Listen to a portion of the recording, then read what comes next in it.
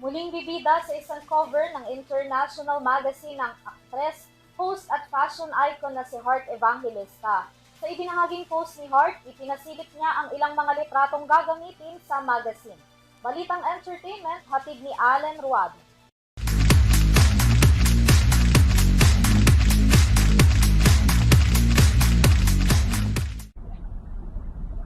Dumako naman tayo sa mundo ng entertainment para sa ating balitang showbiz.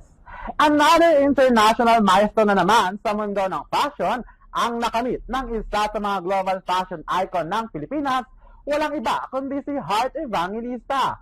Dahil siya lang naman ang pinakabagong cover ng magazine na inilabas ng Harper's Bazaar Singapore para sa kanilang August 2026 issue.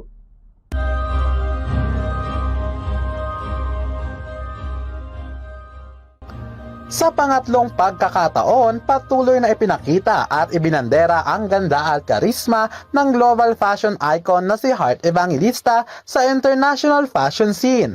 Dahil formal lang ipinakilala si Heart bilang napiling bagong cover star para sa August issue ng Harper's Bazaar Singapore. Sa inilabas na pasilip at opisyal na larawan, muling bumida ang kanyang effortless elegance at high fashion looks kung saan kilalang kilala si Heart.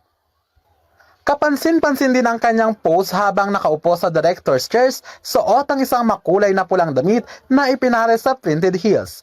Ang edisyon na ito ng naturang fashion magazine ay may temang Heart Evangelistas is no longer pleased, kung saan ikunento ang kanyang buhay showbiz.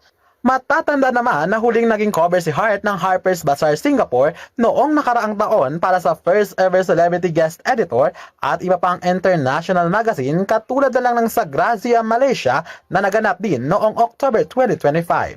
Bukod naman sa buhay showbiz, ibinahagi rin ni Heart ang bago niyang hobby at pinagkakaabalahan ngayon na pagde-design ng mga jewelry items na ibinahagi niya rin sa isa sa kanyang mga Facebook posts.